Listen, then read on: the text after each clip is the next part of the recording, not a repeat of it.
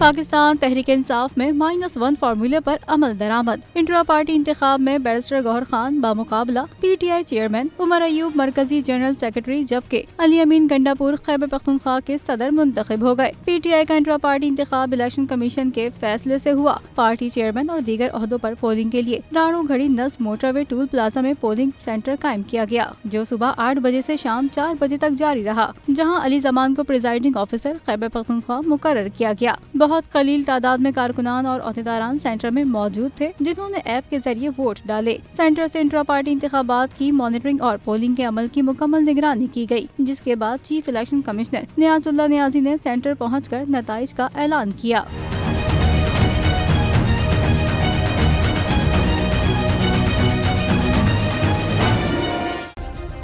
Subscribe करें और bell दबाएं ताकि कोई खबर रह न जाए।